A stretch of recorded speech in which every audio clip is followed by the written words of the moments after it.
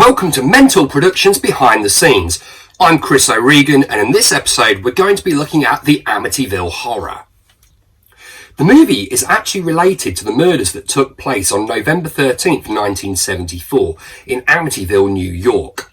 Ronald DeFeo Jr., using a Marlin rifle, walked into each bedroom, killing his parents, two brothers and two sisters. They were all found lying on their stomachs in their beds. DeFeo claimed that voices told him to kill his family.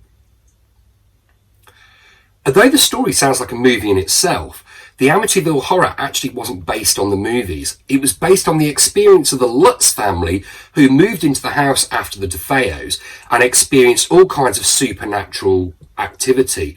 And they actually left terrified 28 days later. So their story turned into a best-selling novel by Jay Anson, and the film is based on that book. Harrison Ford, Burt Reynolds, and even Superman's Christopher Reeve were all considered for the role of George Lutz. However, this was offered to James Brolin for the 1979 film, but there wasn't a script written yet. So what James did was he actually read a copy of Anson's book, which was, of course, also called The Amityville Horror. He was hooked, and as he finished reading it in one sitting, suddenly these clothes that he'd hanged up earlier dropped to the floor, scaring the absolute living shit out of him. And he thought that was a sign and figured that there had to be something to this story, so he accepted the role.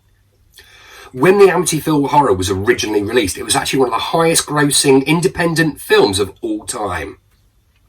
There was rumours that the film was shot in the actual Amityville house. However, that's not the case. The movie didn't use the actual house for any of the scenes because the city of Amityville wanted to distance itself from the story and any negative publicity, and therefore they refused to let the filmmakers use the house. This clearly didn't work that well, as the city is very famous for its haunted house. After the release of the movie, James Brolin's actually claimed that he had trouble getting work. Apparently his cruel treatment of the children in the film left him stereotyped, and Hollywood really didn't want to touch him. Fortunately for James, though, he actually signed up to 10% of the sales when he joined the film. So the movie was a hit. It received $17 million, which would be over $67 million in today's money. So James did pretty well out of that film anyway.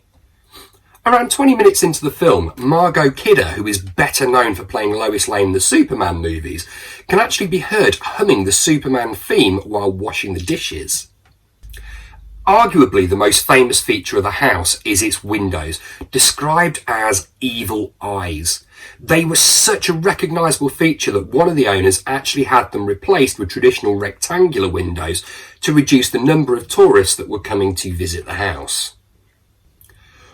World-famous paranormal investigators Ed and Lorraine Warren actually visited the house, and they believed the Lutz family story. They described the house as diabolically infested and were certain that something evil was dwelling within it.